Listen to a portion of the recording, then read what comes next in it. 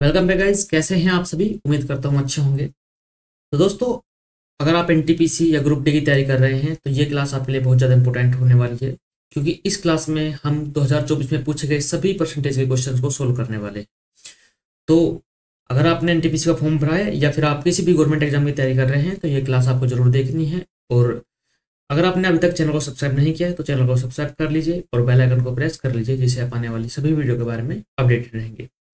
तो exam hall में जाने से पहले ये क्लास आपको जरूर देखनी है और एक बार अपने ग्रुप में इसको शेयर कर दीजिएगा देखने के बाद, अगर आपको क्लास अच्छी लगेगी। तो चलिए देरी न करते अपनी क्लास स्टार्ट करते हैं। और पहला प्रश्न आप सबकी स्क्रीन पर है। यदि 5%, 10% और P% की क्रमिक छूट 31.6% की एकल छूट के बराबर है तो P का मान बताओ। तो यहाँ पर आपको P का मान बताना है कि P का मान क्या होगा। ठीक है, चलिए अब देखो कि क्या बोला गया है कि 5%, 10% और P% की क्रमिक छूट है जो 31.6% की एकल छूट के बराबर है। तो इस प्रश्न को कैसे सोल्व करेंगे, हम यहाँ पर रेशो मेथड का यूज करेंगे। तो 5% कितना होता है दोस्तों, आप कहेंगे 5% की वैल्यू कितनी होती है, ये होता है 1/20। तो अगर कितना है 20 है तो एक की छूट पर कितना होगा 19 हो गया। अब 10% का कितना होता है, 10% होता है 1/10। तो 10 कितना होगा, 10 से एक कम कितना होगा 9 हो गया। और यहाँ पर P% की बात की गई है तो इसको मान लेते हैं X से Y। ठीक है, P%। ओवरऑल कितना हुआ, ओवरऑल बात की गई है 31.6% की छूट, मतलब अगर 100 था, ठीक है, आप कैसे करेंगे, इसे करेंगे ना 31.6 और अपॉन में 100। तो अगर 100 थी तो कितने की छूट दी गई, इस पर आप कहेंगे 68.4। तो इस पर बेच गया होगा। ठीक है, तो ये ओवरऑल बात की गई। अब इसको बोलते हैं, अगर आपको नहीं पता इसको बोलते हैं लाइन ऑफ कंक्लूजन। ठीक है, तो इस पर क्या हो सकता है, हम इसके नीचे डायरेक्ट वैल्यू काट सकते हैं। तो जैसे किस प्रकार, तो अगर हम काटें कितना, 20 से काटे इसको कितनी बार, 5 बार। और इससे 10 से काटेंगे कितना हो जाएगा, हो जाएगा 0.5। ठीक है, तो ऐसे ही हम किससे काट सकते हैं इसको, 9 से काटेंगे कितना हो जाएगा, या 9 से काटेंगे 7 टाइम्स 63 और 0.6। फिर इससे काटेंगे कितना, 19 से काटेंगे 0.4 टाइम्स। तो कितना हुआ दोस्तों, ये होगा 0.5 से 0.4। तो पॉइंट से पॉइंट कैंसिल हो गया, तो ये कितना आया होगा, 5 से 4 की छूट हुई। तो अब बात करेंगे तो कितने की छूट मिली, आप कहेंगे भैया कितने की, एक की छूट मिली। किस पर, 5 पर, और गुना में प्रतिशत निकालने के लिए 100। तो कितना हो गया, ये हो गया 20%। तो यही आपका राइट आंसर है, ऑप्शन नंबर सी है। ऑप्शन नंबर सी आपका राइट आंसर है कि 20%, जो पी की वैल्यू है वो क्या है, 20%। उम्मीद करता हूँ ये प्रश्न आपकी समझ में आ गया होगा। इसी प्रकार वीडियो बेशक थोड़ी लंबी हो जाएगी, लेकिन हम प्रश्न को बिल्कुल ही आसानी से समझते चलेंगे, जिससे एक बार आप प्रश्न को समझ लिए तो फिर आगे आकर ऐसे प्रश्न आपके सामने आते हैं तो उनको गलत नहीं करिएगा। तो चलिए प्रश्न नंबर 2 आपके सामने है। एक व्यक्ति की मासिक आय 12,000 रुपये थी, उसका मासिक व्यय 8,000 रुपये था। अगले वर्ष उसकी आय में 10% की वृद्धि हुई और व्यय में 8% की वृद्धि हुई, तो उसकी बचत में कितनी प्रतिशत की वृद्धि हुई, यह आप सभी को ज्ञात करना है। तो चलिए बात करते हैं। अब यहाँ पर बात करेंगे कितना, मासिक आय कितनी थी। देखो इनकम इक्वल टू क्या होता है, इनकम इक्वल टू होता है एक्सपेंडिचर और प्लस के सेविंग। तो ये तो इनकम होती है। तो अगर 12,000 उसकी मासिक आय थी तो व्यय कितना हुआ, 8,000 रुपये। अगर 8,000 रुपये व्यय था तो उसकी बचत कितनी हुई, आप कहेंगे भैया 4,000 रुपये उसकी बचत थी। ठीक है, तो इसे रेशो फॉर्म में ले लेते हैं। रेशो फॉर्म में क्या होगा, 3 0 से 3 0, और यहाँ पर कैंसिल कर देते हैं। तो इसको किससे काट लेते हैं, 4 से काट लेते हैं। 4 ते 12, 2 + 1, इसको ऐसे भी तो लिख सकते हैं, एक ही बात है। अब देखो, अगर ऐसी वैल्यू आ जाती है, इसको बोलते हैं अच्छी दर। अगर अच्छी दर आती है तो क्या करना है, आय में कितने प्रतिशत की वृद्धि हुई, 10% की। तो गुना में यहाँ पर डायरेक्ट 10% कर दीजिए। व्यय में कितने वृद्धि हुई, 8% की, यहाँ पर गुना में 8% कीजिए। ठीक है, और इसमें बचत में कितनी प्रतिशत की वृद्धि हुई आपको निकालनी है, तो यहाँ पर एक्स मान लीजिए। तो कितना हो गया, 30% इजिकल टू, ये कितना हुआ 16 और प्लस के एक्स, यहाँ पर प्रतिशत है। ठीक है, तो एक्स इजिकल टू कितना हुआ 14%। तो उसकी आय व्यय, उसकी बचत में कितने प्रतिशत की वृद्धि हो गई, 14% की, जो ऑप्शन नंबर बी आपको दिया गया है। ठीक है, तो इस प्रश्न को आप आसानी से मन ही मन सोल्व कर सकते थे, मैंने आपको यहाँ पर समझाया है। लेकिन आप अगर एग्जाम हॉल में हैं तो इस प्रश्न को बिल्कुल मन में आपको सोल्व करना है, पेन नहीं उठाना है। ठीक है, चलिए अगला प्रश्न आपके सामने है कि 350 का 65% माइनस 20 250 का कितना प्रतिशत क्या होगा, अगर उसमें 120 का 40% जोड़े तो 158 हो जाएगा। तो यहाँ पर हमें को क्वेश्चन मार्क का मान ज्ञात करना है। तो चलिए 350 का 65% का मतलब गुना होती है माइनस 250 का x%। ठीक है, यही तो बोला गया है। इसमें क्या जोड़े, क्या 120 का 40%, ठीक है, इक्वल टू कितना है 158। तो ये प्रश्न है आपके सामने। तो इसको हम कैसे सोल्व करेंगे, आप देखो यहाँ से क्या करते हैं, यहाँ से आप एक काम करिए, क्या अगर आप चाहे तो इसमें क्या कर सकते हैं 100 कॉमन ले सकते हैं। अगर आपको 100 कॉमन नहीं लेना है तो आप इसको डायरेक्ट सोल्व कर लीजिए। 10 से यहाँ पर 10 चली गई, कितना हुआ 5 से काटेंगे 2 बार, और 5 से काटेंगे कितनी बार, यहाँ पर काटेंगे 7 बार। ठीक है, तो ये कितना हुआ, आप यहाँ पर कर सकते हैं 7 पंजे 35, या फिर आप एक काम करिए, आप इसको ऐसे रहने लीजिए। ठीक है, ये होगा माइनस, अब ये कितना होगा, अगर इसको काटेंगे तो 25 से कितनी बार गया, ये गया 4 बार। ठीक है, और ये 25 से कितनी बार गया 10 बार।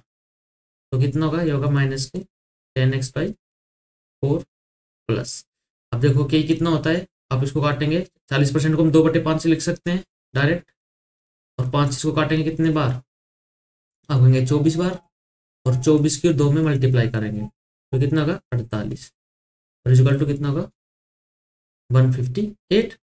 ठीक है, तो आगे हम बात करते हैं। चलिए क्या हो गया, 7 × 65/2 माइनस ये हो गया 10x/4 इक्वल टू 110। ठीक, तो आगे हम बात करें, यहाँ पर अगर देखते हैं तो ये हो जाएगा 7 × 65/2 माइनस, अब 110 इधर आ जाएगा, और इक्वल टू कितना होगा 10x/4। तो अगर हम यहाँ पर ऊपर नीचे 2 की मल्टीप्लाई कर दे तो आपको कोई प्रॉब्लम होगी, आप कहेंगे नहीं भैया कोई प्रॉब्लम नहीं है। तो अगर हमने 2 की मल्टीप्लाई की है तो अब हम यहाँ पर मल्टीप्लाई करते हैं, कितना 7 पंजे 35, 3 बचा, 7 6 42 3 45, और ये 2 और माइनस के 220 अपॉन में 2 इक्वल टू कितना होगा 10x/4।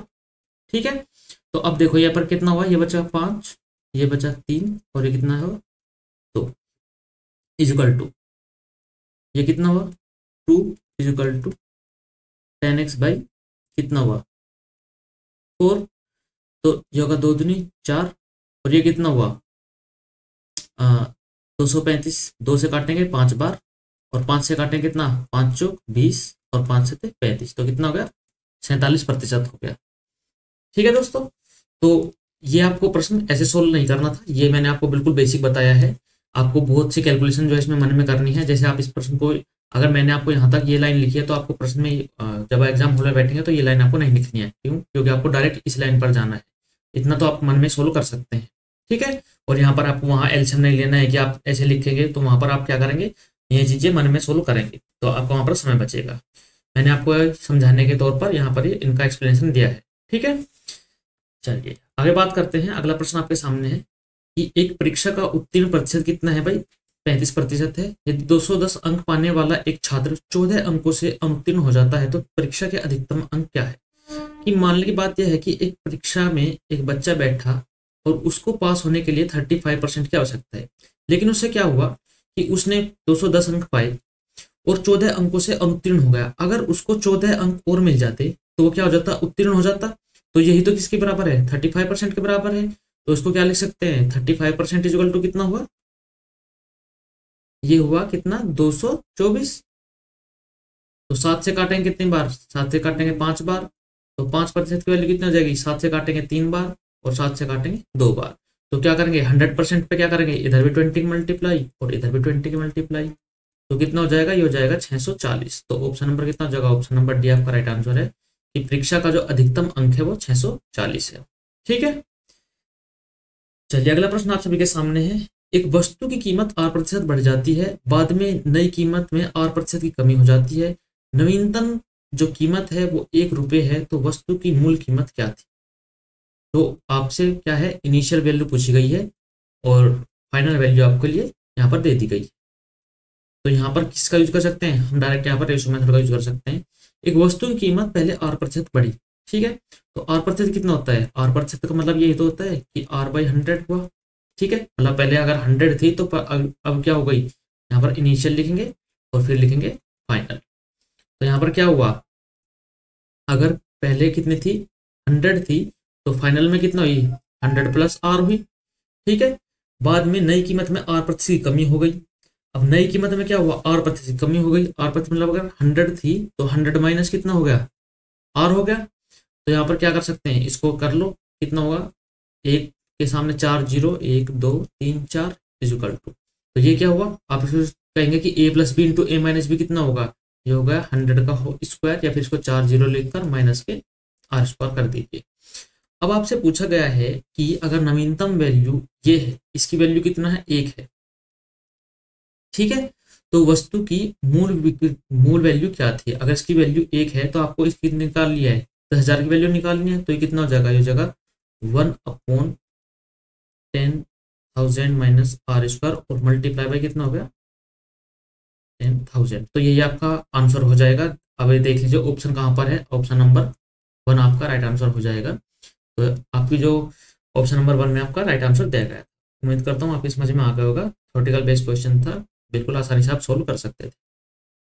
अगला प्रश्न आप सभी के सामने, एक व्यक्ति की मासिक आय 80,000 रुपये थी, उसका मासिक व्यय कितना था, 45,000 रुपये था। अगले वर्ष उसकी आय में 16% की वृद्धि हुई, व्यय में 8% की वृद्धि हुई और उसकी बचत में प्रतिशत वृद्धि को ज्ञात करना है। अभी हम पीछे ऐसा सोल्व क्वेश्चन कर आए हैं, तो एक बार फिर से कर लेते हैं। अब देखो मैं डायरेक्ट आपको सोल्व करने बताता हूँ। यहाँ से आपको रेशो मेथड ले लेना है, 3 जीरो से 3 जीरो यहाँ पर कैंसिल हो जाएंगी, तो ये कितना हो जाएगा 80। अगर आपकी क्या है इनकम 80 है तो आपका एक्सपेंडिचर कितना है, एक्सपेंडिचर आप कहेंगे भैया 45 है। तो यहाँ पर सेविंग क्या हो जाएगी, आपकी सेविंग हो जाएगी कितना 25, ठीक है। 45 प्लस के 25 इक्वल टू कितना होता है 80 होता है, या फिर 35 आप कहेंगे भैया 35 जोड़ेंगे तब 80 होगा, ठीक है। आप इसको और भी छोटे फॉर्म में ले जा सकते हैं, वो कैसे, आप कहेंगे यहाँ पर 5 से आप डिवीजन कर दो तो ये कितना होगा 9 प्लस 7। अब क्या बात करते हैं, अब उसने कहा कि अगले वर्ष आय में 16% की वृद्धि हो गई, ठीक है। तो हमको पता है क्या करना है, हमको डायरेक्ट यहाँ से आपको यहाँ पर क्या करना है, इधर 16 की मल्टीप्लाई करनी है। आय में वृद्धि 16% की, व्यय में वृद्धि 8% की, तो यहाँ पर 8 की मल्टीप्लाई करनी है और यहाँ पर x कर लेना है। तो कितना होगा 16 16 कितना हुआ 256 इक्वल टू कितना हुआ 72 और प्लस का कितना हुआ 7x।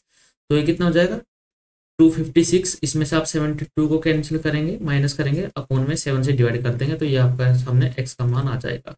तो कितना आ जाएगा, आप कहेंगे भैया यहाँ पर आ गया 4, ओके। यहाँ पर कितना है, ये आ गया 18 और 7 से डिवाइड, तो ये कितना हुआ, ये होगा 7 2 जा कितना होगा 14, कितना बचा 4, 7 6 जा कितना होगा 42। तो 26 पॉइंट समथिंग आएगा, जो ऑप्शन नंबर 1 में आपके लिए दिया गया है कि 26.28, जो दशमलव के 2 स्थानों तक आपसे पूछा गया था, यही आपका राइट आंसर है, और भी कोई नजदीक में आंसर नहीं है, ठीक है। तो इस प्रकार इस प्रश्न को आप आसानी से सोल्व कर सकते थे। तो चलिए अगले प्रश्न के पास चलते हैं।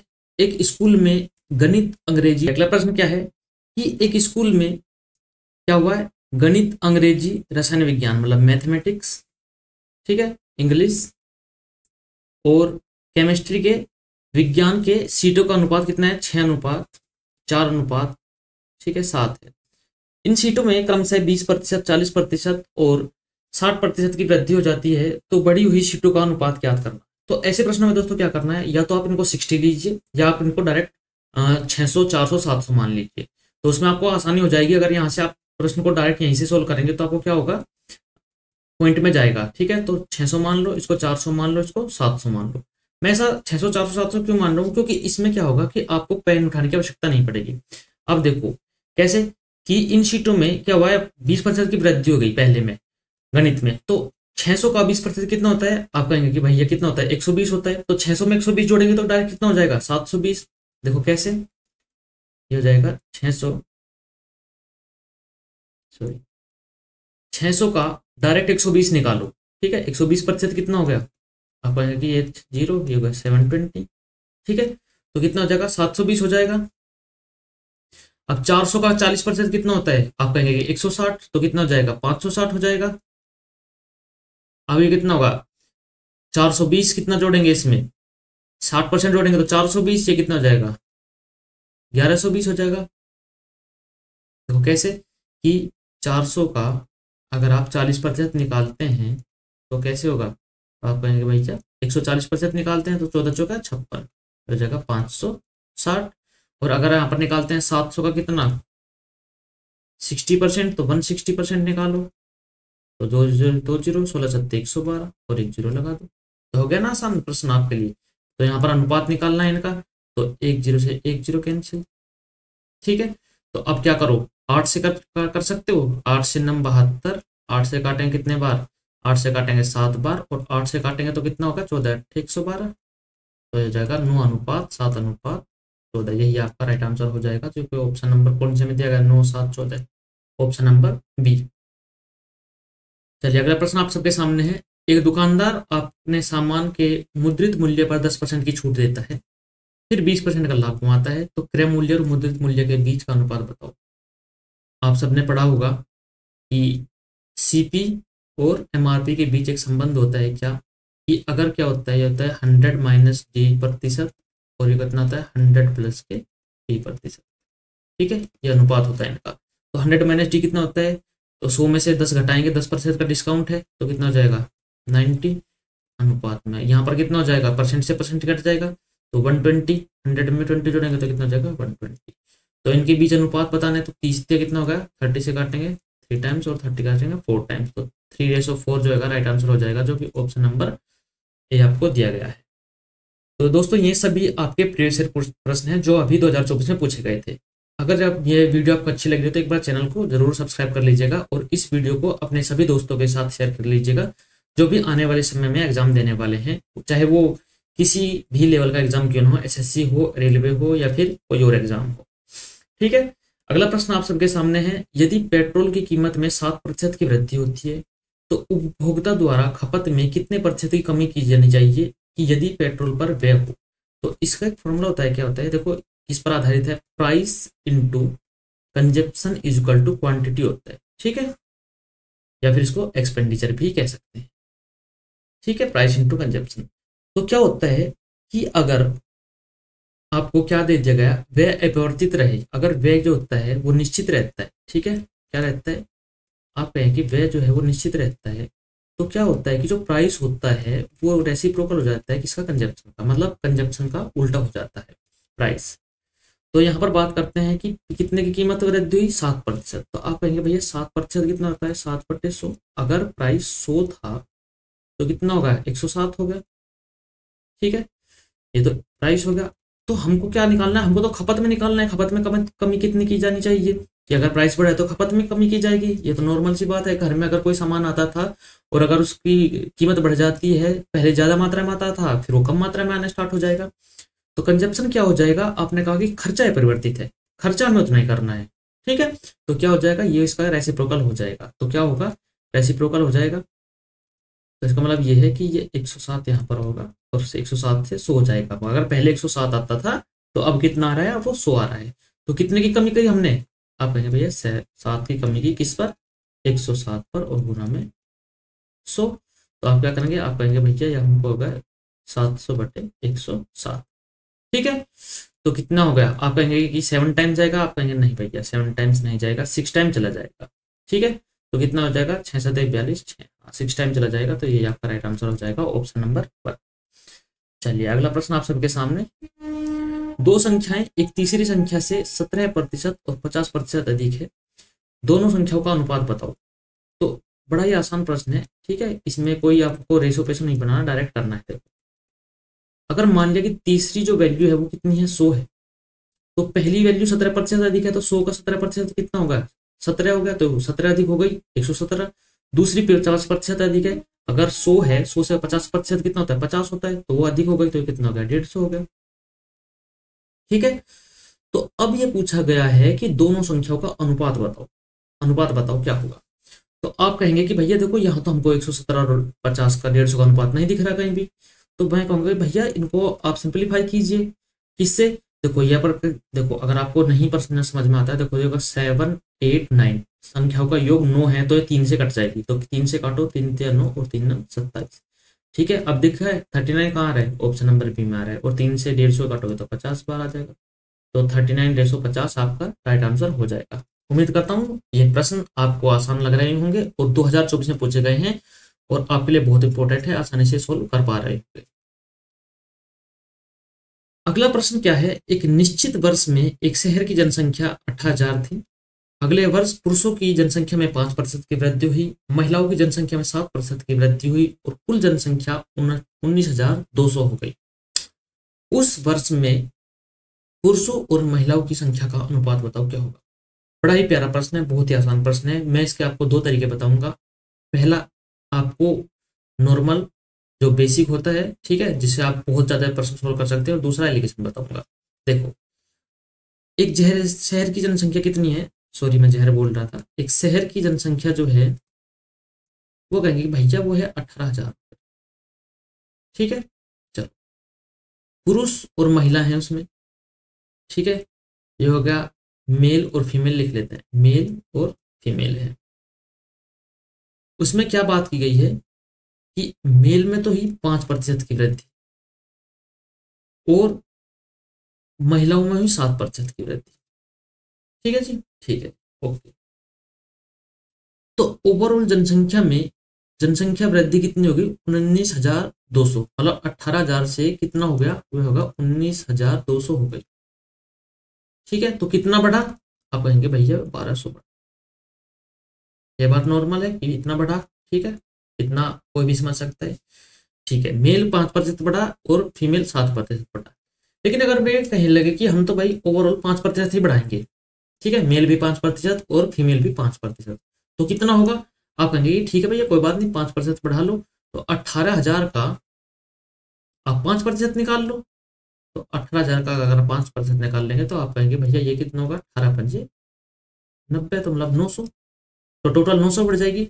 लेकिन हमने देखा कि 900 नहीं 1200 बढ़ी है वृद्धि, तो जनसंख्या में जो वृद्धि हुई है वो 900 की नहीं 1200 हुई है, तो कितना एक्स्ट्रा बढ़ी है।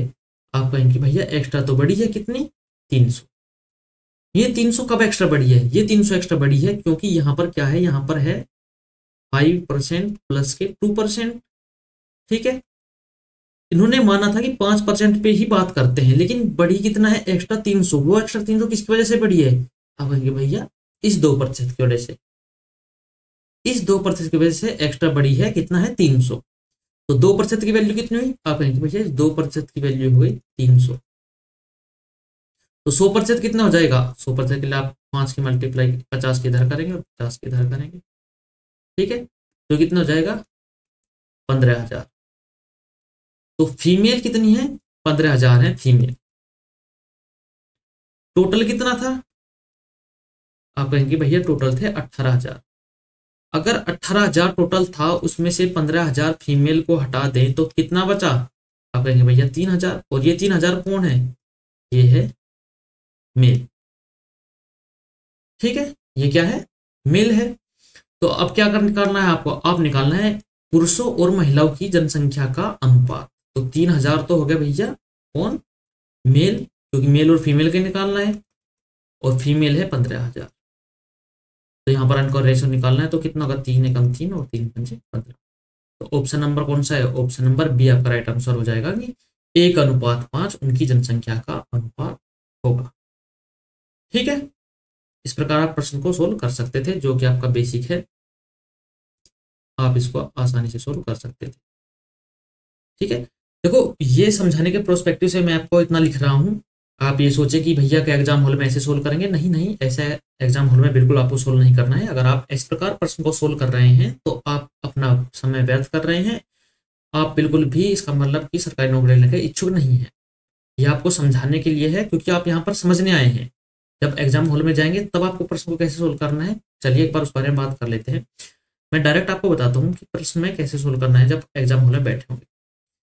देखो, तो आप देखेंगे कि भैया जनसंख्या कितनी है, 18,000 है, 5% की वृद्धि पुरुष में हुई, 7% किसमें हुई, महिलाओं में हुई, और 19,200 हो गई। तो आप डायरेक्ट यहाँ से घटाकर देखेंगे कितना हुआ, 1200 एक्स्ट्रा बढ़ी है। ठीक है, मन में हो गया 1200 बढ़ी है।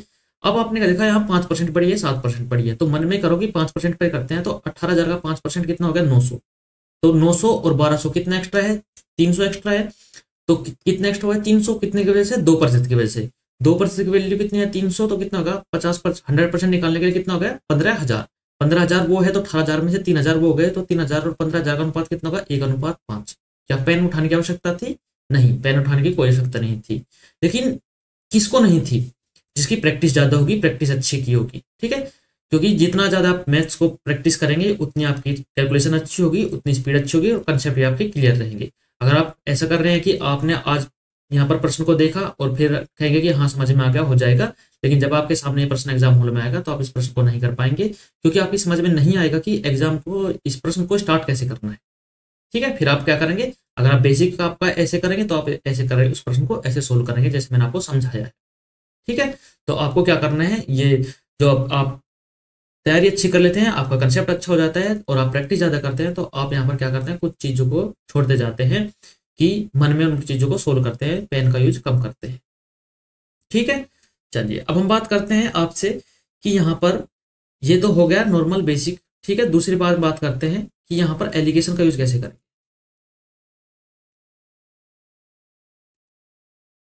ठीक है। तो 18,000 थी, कितनी हो गई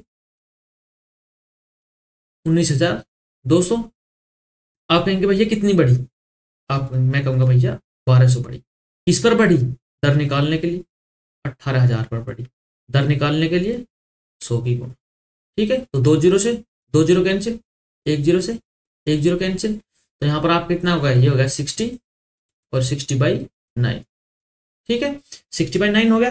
अब देखो, अब हम एक बार पीछे चलते हैं, तो यहाँ पर क्या हुई, मेल 5% और फीमेल 7%। तो आप यहाँ पर करेंगे, आप यहाँ पर लिखेंगे मेल, यहाँ पर लिखेंगे फीमेल, तो यहाँ पर कितना है 5, यहाँ पर है 7, और ओवरऑल कितना हुआ, ओवरऑल ये होगा 60/9। प्रतिशत को लिखने की आवश्यकता नहीं है अभी, तो 60/9। अब देखो जो नीचे यहाँ पर 9 आता है, अब ये क्या होता है, यहाँ से नीचे से हटाने के लिए, इसके लिए क्या करते हैं हम कि इसको यहाँ से यहाँ पर मल्टीप्लाई करेंगे, 9 मल्टीप्लाई यहाँ होगा, 9 ही मल्टीप्लाई यहाँ होगा, ठीक है। और यहाँ से 9 जो हो जाएगा गायब हो जाएगा, अब ये 9 यहाँ से हट गया, तो ये कितना हुआ 45, और ये कितना होगा 63। तो अब एलिगेशन लगा लो, 60 में से 45 गए तो कितना होगा 15, और ये कितना होगा यहाँ पर 3। तो यहाँ डायरेक्ट अनुपात निकाल लो, आपको कुछ भी निकालने की आवश्यकता नहीं थी। 3:15 कितना होता है 1:5। तो यही आपकी जनसंख्या का अनुपात था। वहां पर 18,000 और इनका बस एक चीज के लिए या इनका यूज हुआ है, इनका अंतर देखने के लिए, ठीक है। तो ये 2 टाइप थे आपके लिए, कौन सा टाइप आपको अच्छा लगा हो आप उसको यहाँ पर समझ सकते हैं। दोनों टाइप आप याद रखिएगा, एग्जाम हॉल में जो सा आपके दिमाग में पहला आएगा उसे आपको प्रश्न को सोल्व करना है, ठीक है। चलिए अगला प्रश्न आप सबके सामने है कि 30% प्रत्येक की 2 क्रमागत वेतन वृद्धि 30% की 2 क्रमागत कमी से कितने प्रतिशत अधिक है, ठीक है। अब देखो, अगर आप इसको डायरेक्ट एक बात में पढ़ते चले गए तो आप दूसरी बार जरूर पढ़ेंगे, बोलेंगे कि समझ में नहीं आया। देखो कैसे, इसलिए प्रश्न को बड़ा ही ध्यान से पढ़ना है एग्जाम हॉल में। 30% की 2 क्रमागत वेतन, मतलब 30% के 2 क्रमागत वेतन है जिनकी वृद्धि हुई, मतलब ये हो गया 30। अब डायरेक्ट ऐसा दिया गया तो यहाँ पर आप नेट इफेक्ट यूज कर सकते हैं, x + y + xy/100, ठीक है। तो ये कर सकते हैं, प्लस माइनस कर देते हैं, क्यों, क्योंकि नेगेटिव क्या होता है कमी के लिए भी तो होता है। तो होगा 30 + 30 + 30 × 30 और ओवर 100। तो 30 कितना 60, और 2 जीरो यहाँ से चली गए तो 3 3 9, तो ओवरऑल कितना बढ़ा, आप कहेंगे 69% की क्या होगी वृद्धि हो गई, ठीक है। अब क्या कहा है, अब कहा है उसने कि 30% की 2 क्रमागत कमी हुई, तो कमी यहाँ पर क्या होगा, ये तो होगी वृद्धि। अब कमी की बात करते हैं, तो कितना हो जाएगा 30 + 30 और माइनस कितना हो जाएगा 30 × 30 और ओवर 100। तो क्या होगा 60 में से 9 गए तो कितना हो जाएगा, आप कहेंगे भैया 51 हो जाएगा, ठीक है। तो अब इसने कहा है कि वृद्धि जो है वो कमी से कितना प्रतिशत अधिक है, ठीक है। तो वृद्धि जो है वो कमी से, किससे, कमी से, जिससे भी से लेते हैं उसे नीचे ले लेते हैं, तो ये हो जाएगा कितना 18। वृद्धि जो है कमी से कितने प्रतिशत अधिक है, तो ये जगह 18 कितना जगह 51 और × 100, ये तो है। तो कहेंगे 3 × 18 और 3 से काटेंगे 17 बार, तो आप कहेंगे भैया ये हो जाएगा, यहाँ पर लिख लेते हैं कि 600 और कितना हो जाएगा और अपॉन में 70। तो निकालेंगे प्रतिशत, 17×3 = 51, कितना बचा 9 बचा, और 17×5 = 85, तो 35 के लगभग जाएगा। देखो ये नहीं, ये नहीं, ये नहीं, तो ऑप्शन नंबर डी आपका राइट आंसर हो जाएगा 35.29%। ठीक है। तो अगर आपको वीडियो अच्छी लग रही है और सॉल्यूशन आपके समझ में आ रहा है तो एक बार चैनल को सब्सक्राइब कर लीजिए और वीडियो को लाइक कर दीजिए। ठीक है। वीडियो लाइक करने से क्या होता है दोस्तों, हमारा मोटिवेशन बढ़ता है, हमको लगता है कि पता लगता है कि हाँ आपको समझ में आ रहा है और वीडियो आपको अच्छी लग रही है, जो कंटेंट हम आपको दे रहे हैं वो आपके लिए रिलेटेबल है और आपके ये बहुत ही ज़्यादा इंपॉर्टेंट है और आपको समझ में आ रहा है। ठीक है। चलिए अगला प्रश्न आप सभी के सामने है। एक निर्वाचन क्षेत्र में मतदाता सूची में कुल लोगों में से 90% ने चुनाव के दौरान वोट डाला। डाले गए 15% वोट अवैध घोषित कर दिए गए हैं। जो जीता है उसे वैध वोटों में से 60% वोट मिले हैं। यदि जो जीता है उसे 91,800 वोट मिले हैं तो मतदाता सूची में लोगों की कुल संख्या क्या है? मोस्ट इंपोर्टेंट क्वेश्चन है। ठीक है। और ये किससे आधारित है? चुनाव एक ऐसा टॉपिक है जो किसी भी एग्जाम हो, छोटा से छोटा एग्जाम और बड़े से बड़ा एग्जाम है, उसमें इसका सब प्रश्न जरूर पूछा जाता है। छोटा एग्जाम हो जाता है थोड़ा सा लेवल हल्का कर देता है, बड़ा एग्जाम होता है तो लेवल को बढ़ा देता है। ठीक है। तो चलिए हम बात करते हैं कि इस प्रश्न को कैसे सोल्व करेंगे।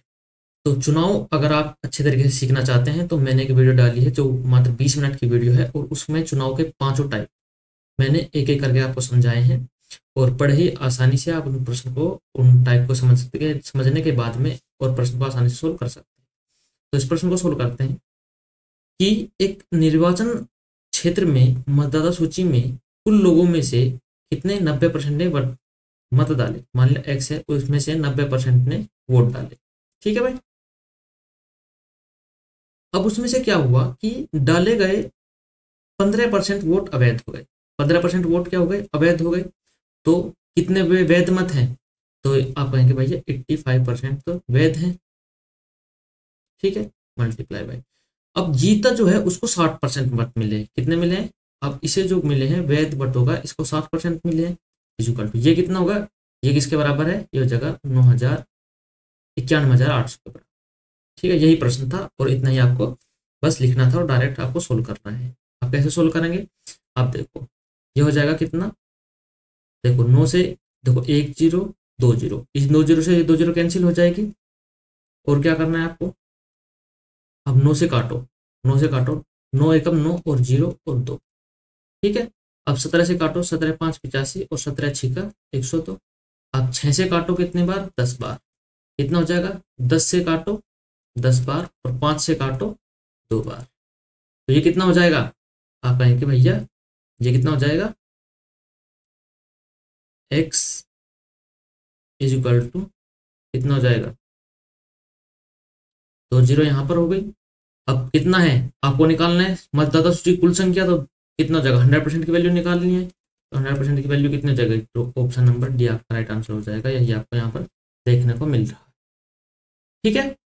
90% चुनाव के मतदाता है। ठीक है। तो ये सर यहाँ पर आपको ओवरऑल यहाँ पर आपका सॉल्यूशन ये हो जाएगा। उम्मीद करता हूँ ये प्रश्न आपकी समझ में आ गया होगा। एक बार मैं फिर से समझा देता हूँ कि निर्वाचन में क्या हुआ। एक निर्वाचन क्षेत्र में मतदाता सूची में कुल लोगों में से 90% ने चुनाव में वोट डाला, मतलब x% थे, मतलब टोटल आप 100% मानते हैं। देखो 100% होता है। ठीक है। 100% में 90% ने वोट डाला। ठीक है। 90% ने वोट डाला। डाले गए 15% वोट अवैध घोषित हो गए। देखो कोई भी अपने आप में अगर एक वोट डालने जाता है तो 100% होता है अपना वोट, तो उसमें हम देने जा रहा है। तो कितना हो गया? 15% अगर अवैध हो गया तो वैध कितना होगा? 85%। तो 90 का 85% वैध हो गया। अब वैध मतों में से 60% किसको मिले हैं? जीतने वाले को मिले, तो 60% ये हो गया। तो ओवरऑल वैल्यू कितनी हो गई? आप कहेंगे भैया ये हो जाएगी। तो यहाँ पर कितना हो जाएगा? कितना हो जाएगा? कितना हो जाएगा? यहाँ पर 1 0 तो एक्स्ट्रा यहाँ पर थी, 2 0 और जुड़ जाएंगे तो ये हो जाएगा। अच्छा यहाँ पर तो ये हो जाएगा ऑप्शन नंबर डी आपका राइट आंसर हो जाएगा। ठीक है। चलिए अगला प्रश्न आप सभी के सामने है। एक निर्वाचन क्षेत्र में मतदाता सूची में कुल लोगों में से 85% ने वोट डाला है, 10% अवैध हो गए हैं। यदि मतदाता सूची में यहाँ पर इतने लोग थे, 3 लाख लोग थे, तो क्या हुआ? धर्म को कितने वोट मिले हैं, 1,37,700 वोट मिले हैं। तो धर्म को कुल वैध वोटों का कितना प्रतिशत मिला है यह ज्ञात करना है। ठीक है, पहले आपको कुल वैध वोट निकालने हैं और फिर धर्म को कितना मिला है उसके बारे में बात करते हैं। चलिए बात करते हैं। एक निर्वाचन क्षेत्र में मतदार सूची में कुल लोगों में से 85% ने चुनाव के दौरान वोट डाला। 85% ने वोट डाला है। मतदाता सूची में कितने थे, मतदाता सूची में थे देखो 3 लाख। ठीक है, हो गया। अब यहां पर बात करिए, डाले गए 10% वोट अवैध घोषित हो गए, तो इसमें से वैध वोट कितना है, 90%। ठीक है जी। अब क्या हुआ कि मतदाता सूची में 85% ने वोट डाला और डाले गए वोट कितना होगा, 90%। 90% उसमें क्या हो गए, हाँ अवैध हो गए। तो 85 ने वोट डाला है और उसका भी 10% कितना हो गया वैध, तो 90% इसका वैध हो गया।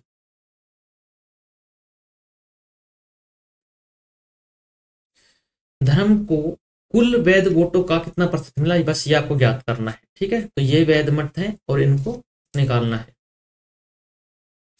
तो क्या हुआ देखो, 2 जीरो से 2 जीरो कैंसिल, यहाँ 2 जीरो से 2 जीरो कैंसिल।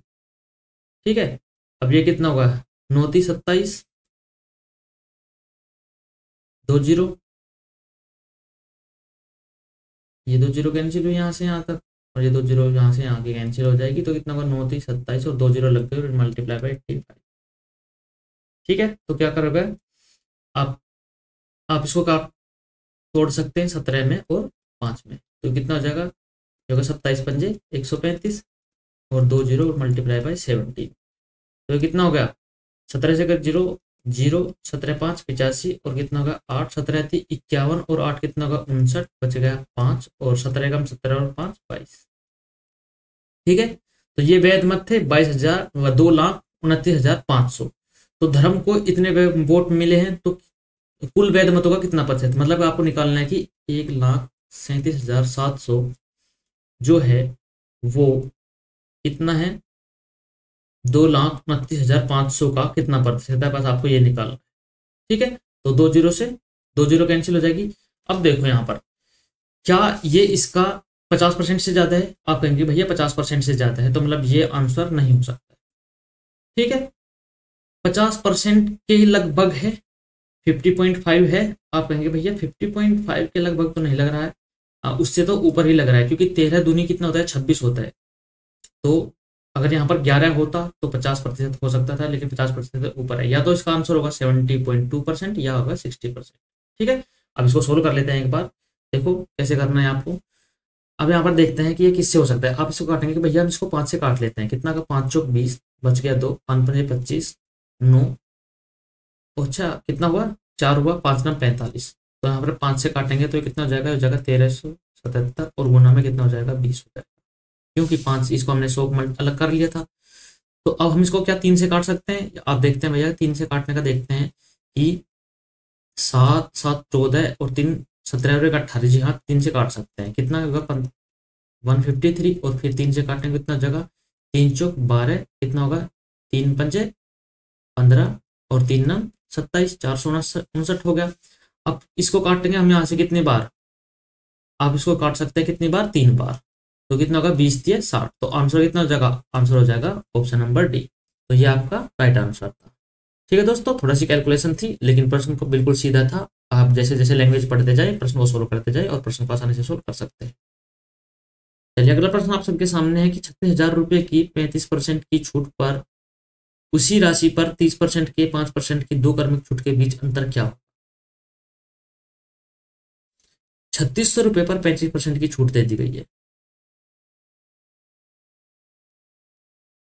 ठीक है, अब इसने कहा है कि और उसी राशि पर 30%, उसी राशि पर 30% और 5% की 2 क्रमिक छूट के बीच अंतर बताओ कितना होगा। अगर हम बात करें नॉर्मल आपके सामने, तो 30% और 5% की अगर 2 क्रमिक छूट की बात की जाए, तो यहाँ पर आप यही कहेंगे भैया इतना हो जाएगा। ठीक है, तो ये कितना होगा 35 - 1.5, तो कितना हो जाएगा, आप कहेंगे भैया कितना हो जाएगा 33.5। ठीक है, तो माइनस कितना होगा 3600 और गुना में 33.5। यही तो अंतर निकालना था, कितना, ये होगा 3600 और इसका क्या निकालना है 1.5 आपको निकालना है डायरेक्ट। तो दो जीरो से कैंसिल। ठीक है, ये कितना का 15×6 = 90 और ये कितना 15×3 = 45 और 9 = 54 और एक अंक के बाद दशमलव, तो कितना हो जाएगा 54 हो जाएगा। ठीक है, ये तो था आपको समझाने के लिए। डायरेक्ट कैसे कर सकते थे, डायरेक्ट कर सकते थे, देखो आप यहाँ पर 35% की एकल छूट दी गई है, जब राशि वही है तो यहाँ पर अगर आप क्रमिक छूट में यहाँ पर नेट इफेक्ट आप लगाते हैं तो पहले आप इनको जोड़ेंगे। ठीक है, और फिर आप क्या करेंगे, इनको घटाएंगे, मल्टीप्लाई करके माइनस का 1.5 होगा बीच में। तो डायरेक्ट यहाँ पर जब इनका अंतर लेंगे तो ये तो माइनस हो जाएगा, ये प्लस हो जाएगा, तो आप डायरेक्ट निकालते कितना 3600 का 1.5% आपको डायरेक्ट निकालना था, जो कि 54 होगा और वही आपका राइट आंसर है। अगला प्रश्न आपके सामने है कि राज की आय 45,000 रुपये है और उसका व्यय कितना है 33,000 रुपये है। यदि उसकी आय में 20% और व्यय में 12% की वृद्धि होती है तो बचत में कितने % की वृद्धि होगी। चलिए सोल्व करते हैं, ऐसा प्रश्न मैं आपको करवा चुका हूं, तो आप एक बार इसको जल्दी जल्दी सोल्व कर लीजिए। देखो हम इसको क्या बनाएंगे, रेशो फॉर्म में बना लेंगे कि अगर 45 उसकी आय है तो 33 उसका खर्चा है और 12 उसकी बचत है, तो उसको और छोटा कर सकते हैं, कितना 3 से डिवाइड करके आप ये करेंगे, ये हो जाएगा। अब आय में 20% की वृद्धि, तो मैं अब डायरेक्ट करूंगा, 15 में 20 की मल्टीप्लाई करें तो कितना हो जाएगा, आप कहेंगे भैया कितना हो जाएगा 15 दूनी 30 और 1 0 300 इक्वल टू में 12% की वृद्धि, ये कितना हो जाएगा 12 और 11 की बनती है 132। इस प्रकार की कैलकुलेशन आपकी होनी चाहिए, तभी आप प्रश्न को जल्दी और कम समय में सोल्व कर सकते हैं। तो आप यहाँ पर कितना हो जाएगा, कितना कर सकते हैं यहाँ पर, आप कहेंगे 268। ठीक है, उसको 4 से भाग कीजिए, तो क्या यही आएगा 268 या फिर कुछ आएगा, या 168 आएगा, आप 168 तो 4 चौक 16 और 4 दूनी 8 42%। ठीक है, सिली मिस्टेक से आपको बचना है, तभी आप अपने जो बोलते हैं ना कि प्रोसेस के बाद क्या होता है सिलेक्शन के नजदीक आप पहुंच पाएंगे। ठीक है, ये सिली मिस्टेक्स ही होती हैं जिनके कारण प्रश्न को 2-3 बार सोल्व कर लिया जाता है, लेकिन आप अपने सिली मिस्टेक्स को नहीं पकड़ पाते हैं। कि जैसे मैंने अभी 268 लिख दिया था, लेकिन मैं देखता कि यार यहाँ पर 4×6 = 24, 4×7 = 28, ऐसा तो कुछ आ ही नहीं रहा है, मैं फिर से इसको एक बार सोल्व करता, तो इसमें क्या होता है उस सिली मिस्टेक्स को नहीं पकड़ पाता और बार बार इस पर ही समय व्यर्थ करता रहता। ठीक है, तो चलिए आगे बात करते हैं कि 15%, 20% और 25% की 3 क्रमिक छूट दी गई है, तो प्रतिशत में एकल छूट क्या हो। अगर आपको ऐसे दी जाए तो आप या तो एक काम कर लीजिए, नेट इफेक्ट लगाइए, पहले इन दो में लगाइए और फिर इन दो के बाद इस तीसरे के साथ लगाइए, या फिर आप क्या कीजिए रेशो मेथड, और सबसे बेस्ट रेशो मेथड ही है। ठीक है, 15% कितना हुआ, 15% आप कहेंगे भैया अगर हम बात करें 15% की तो 5 से 15 और 5 मतलब 20 से 17, 5 से 15 और 5 से 20, तो अगर इनिशियल 20 था तो 3 की छूट होने पर 17, 20% कितना होगा 1/5, तो 5 से 4 और ये होगा 4 से 3। ठीक है, तो 5 चौक 20, 20 400, या फिर आप क्या कर सकते हैं लाइन ऑफ कंक्लूजन के ऊपर हम क्या कर सकते हैं आपस में काट सकते हैं, तो 20×5 कितना हो गया 100 और 17 × 51, तो कितने की छूट आई, डायरेक्ट कहेंगे भैया 49% की छूट आ जाएगी, तो ऑप्शन नंबर बी आपका राइट आंसर हो जाएगा। अगला प्रश्न आपके सामने है, वैदिक की मासिक आय और मासिक व्यय के बीच 8:5 का अनुपात है, यदि देखो मासिक आय, आय क्या होती है इनकम, ठीक है, एक्सपेंडिचर और सेविंग। अगर एक्सपेंडिचर कितना है 5 है तो सेविंग कितनी हुई 3, उसकी आय में कितने की वृद्धि हुई 20% की वृद्धि हुई, 20% की वृद्धि हो गई, और व्यय में कितना होगा 30% की वृद्धि हो जाती है, तो मासिक बचत में वृद्धि या कमी क्या होगी, आपके लिए होमवर्क है।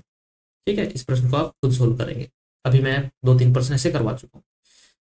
एक चुनाव में मतदाता सूची में 2% लोगों ने भाग नहीं लिया, 500 मत अवैध हो गए हैं, 2 उम्मीदवारों ने ए और बी ने चुनाव लड़ा।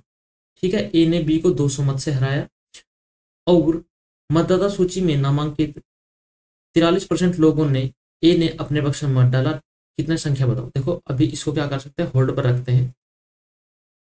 ठीक है, पहले मैं आपको जो बचे हुए 3-4 प्रश्न है वो करा देता हूँ, उसके बाद इस प्रश्न को आसानी से सोल्व करेंगे, क्योंकि इसमें समय लगेगा आपको समझने के लिए।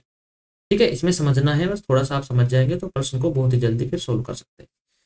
चलिए अगला प्रश्न क्या है कि 12%, 20% और 25% की क्रमिक छूट के बाद एकल छूट बताओ। ठीक है, अभी हम इस प्रश्न को, ऐसे प्रश्न को सोल्व कर कर आए हैं।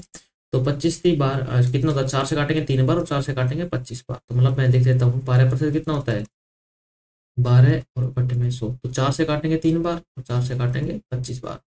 तो अगर 25 पर 3 की छूट दी गई तो कितना हो जाएगा, 22। तो आप यहाँ पर लिख सकते हैं कितना, ये 25 से कितना हो जाएगा, आप कहेंगे भैया 22 हो जाएगा। ठीक है, फिर क्या है 20%, तो 20% कितना होता है, 5 से 4, और फिर वही 4 से 3 25% है। तो लाइन ऑफ कंक्लूजन के ऊपर कैंसिल कर सकते हैं आप। ठीक है, तिरछा, तो ये कितना हो जाएगा, 25 पंजे 125 और 22 दिए 66। तो यहाँ पर कितने का हुआ, आप कहेंगे भैया 59 की क्या हुई, छूट दी गई 125 पर, और मल्टीप्लाई बाय 100, क्योंकि हमको निकालनी है एकल छूट, वो भी प्रतिशत में। तो 25 पंजे कितना हुआ 125, और 25 चौका 100 हो चुके हैं। और यहाँ पर क्या कर सकते हैं आप, इसको कर सकते हैं 0.8। ठीक है, 0.8 से मल्टीप्लाई करेंगे तो कितना होगा, 8 9 72, लास्ट में 2 आएगा, तो ये कैंसिल और ये कैंसिल। ठीक है, 8 पंजे 40 और 7 हमारा कैरियर था 47 होगा, तो 47.2% आपका सही आंसर होगा, जो ऑप्शन नंबर सी आपको दिया गया है, यही आपका राइट आंसर हो जाएगा। अगला प्रश्न है कि सुहानी अपनी 90,000 रुपए की पूरी आय पर 30% दर चुकाती है। ओके, और रितिका वाई अपनी वाई रुपए की पूरी आय पर 40% की दर चुकाती है। ठीक है, और यदि उनकी संयुक्त आय पर कुल दर 37% आती है तो वाई का मान बताओ। आप यहां पर क्या समझ पा रहे हैं, मैं आपको एक नॉर्मल बेसिक आपको बनाकर देता हूं, लेकिन हम इसका यूज किसका करेंगे, एक बार बताइए जल्दी कमेंट बॉक्स में लिखकर, किसका यूज करेंगे, एलिगेशन का यूज करेंगे। ठीक है, इसका मतलब ये क्या है, इसने कहा है कि 90,000 रुपए किसकी आय है भाई साहब, सुहानी की आय है, इस पर क्या करती है, ये 30% का टैक्स देती है। ठीक है, वाई रितिका की आय है, इस पर ये कितना टैक्स देती है, 40% टैक्स देती है। और उनकी दोनों की मिलकर जो आय है, मतलब क्या है कि 90K प्लस वाई, तो इस पर क्या होता है, वो बराबर आता है 37% की आय। ठीक है, ये बात की गई है। तो हम ऐसे नहीं करेंगे, हम करेंगे एलिगेशन से। एलिगेशन से कैसे करेंगे भाई, सुहानी लिख लो और रितिका लिख लो।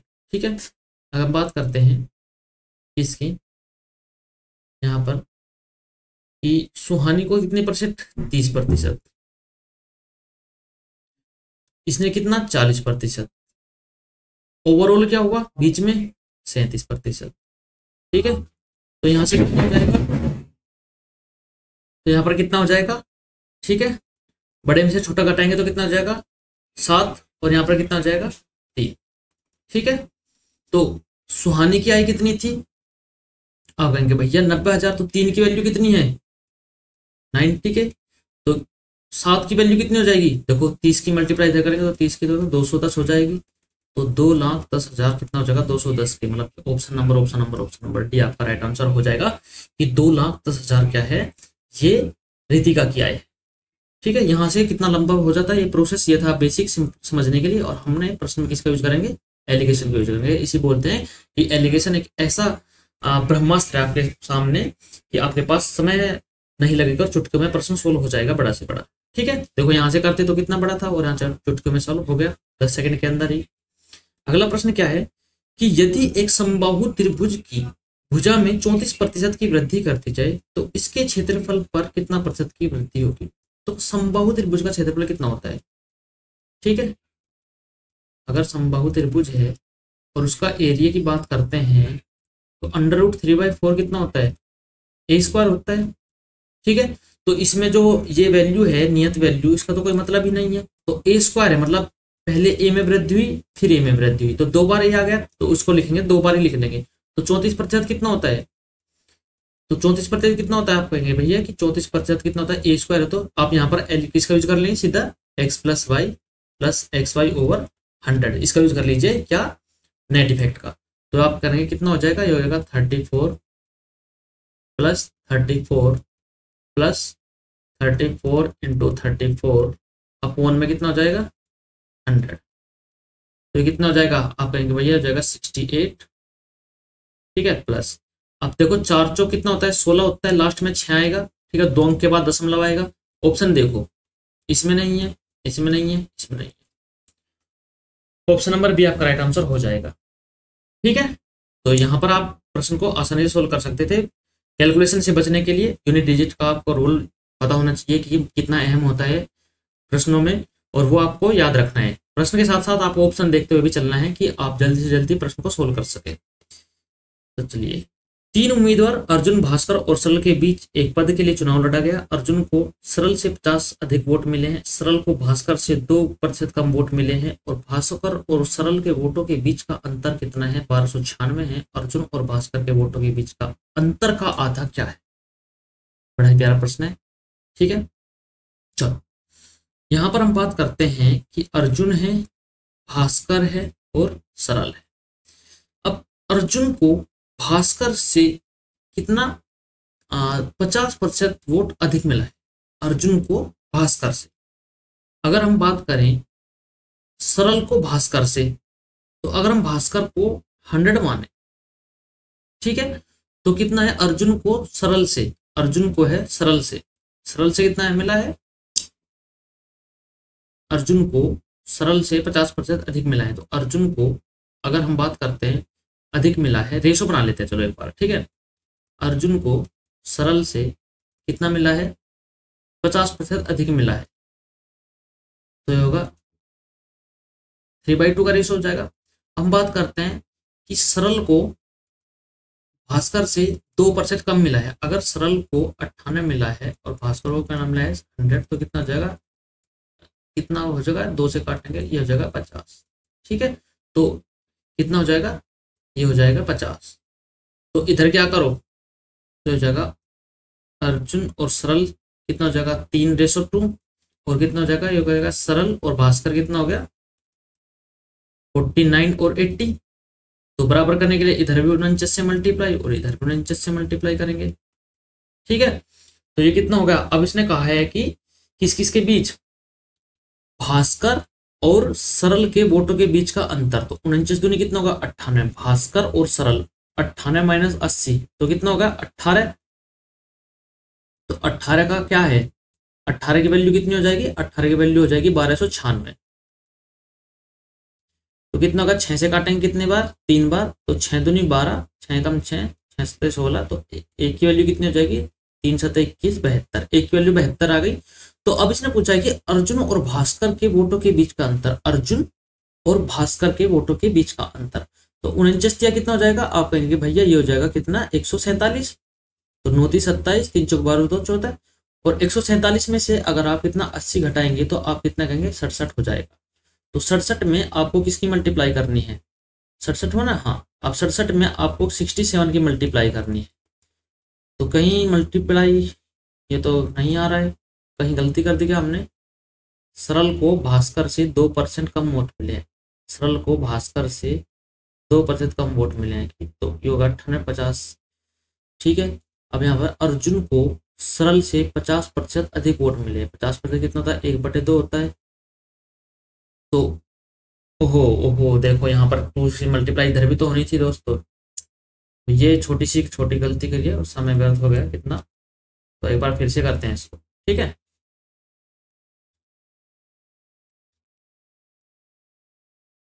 चलिए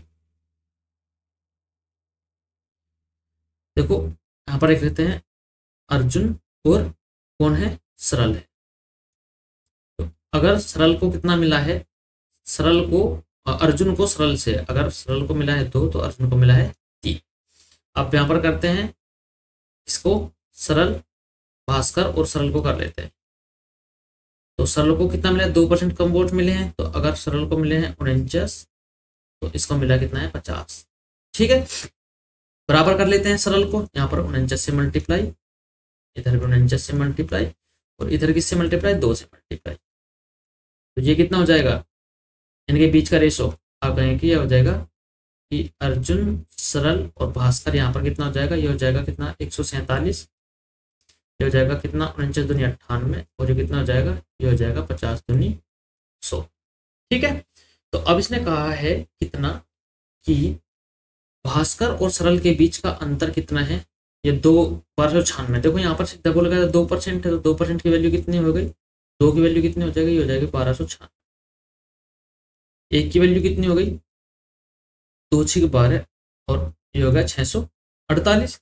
अब पूछा गया कि अर्जुन और भास्कर के वोटों के बीच का अंतर, अर्जुन और भास्कर के, तो एक की वैल्यू इतनी है तो कितना हो जाएगा, किसकी वैल्यू पूछे गए, 47 की वैल्यू, तो कितना होगा लास्ट में, कितना आएगा 6 आएगा, यूनिटी 6 आएगी, इसमें नहीं है, इसमें नहीं है, इसमें नहीं है, तो कितना हो जाएगा, ये हो जाएगा 7766, आपका राइट आंसर हो जाएगा।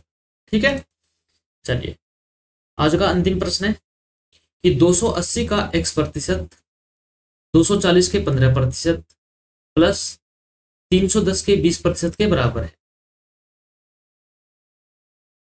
तो x का मान बताओ।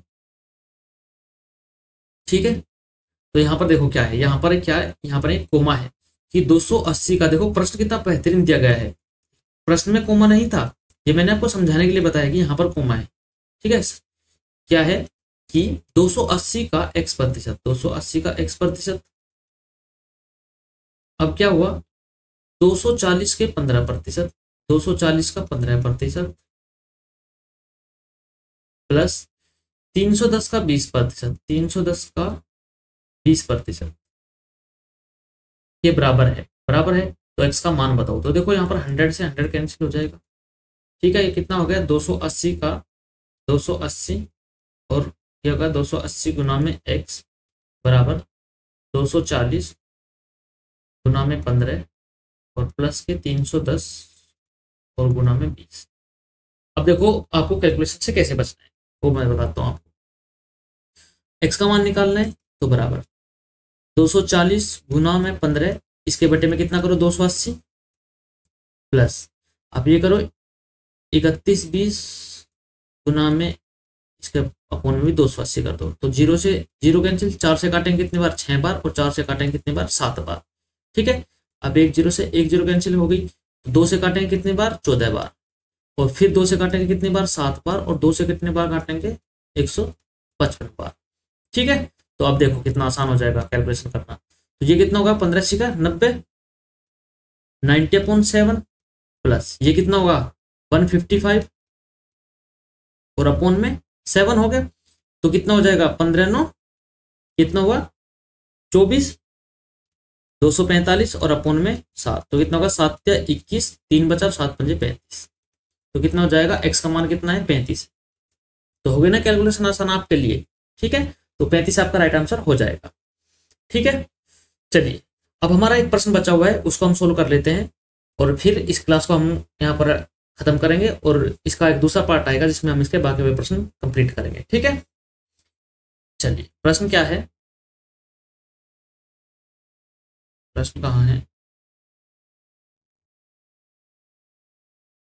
देखते हैं उस प्रश्न को। हाँ ये रहा, यहाँ पर हमने होल्ड पर रखा था ना ये। चलिए इस प्रश्न को सोल्व करते हैं, बड़े ही ध्यान से सीखिएगा दोस्तों। एक चुनाव में मतदाता सूची में 2% लोगों ने भाग नहीं लिया, मान लिया कि टोटल कितने थे 100% थे, उसमें से 2% ने मतदाता सूची में भाग नहीं लिया। ठीक है, तो कितने बच गए 98% बच गए। अब उसमें से क्या हुआ कि 500 मत अवैध हो गए, तो 500 मत कितने हो गए अवैध हो गए। अब ये मैं समझाने के लिए लिख रहा हूँ। ठीक है, 2 उम्मीदवार ए और बी ने चुनाव लड़ा है, 2 उम्मीदवार हैं ए और बी।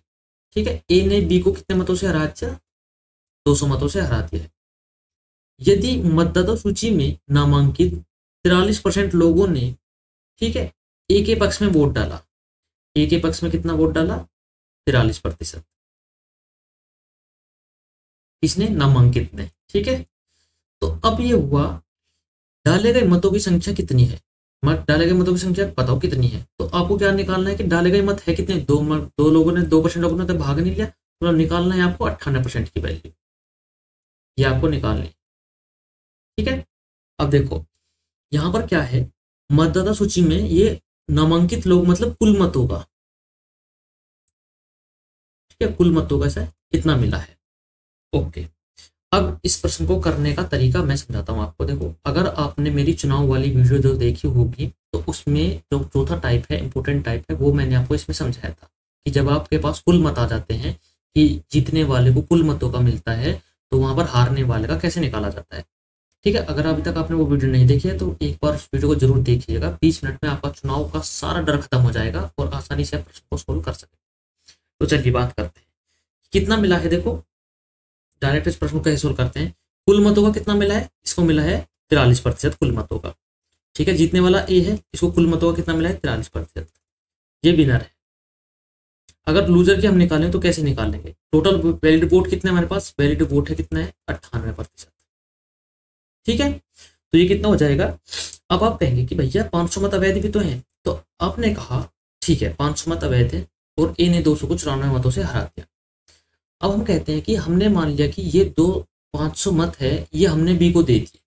ठीक है, हम मानते नहीं कि अवैध, हम मानते ही नहीं है, हम ये मत किसको देते हैं, बी को दे देते हैं।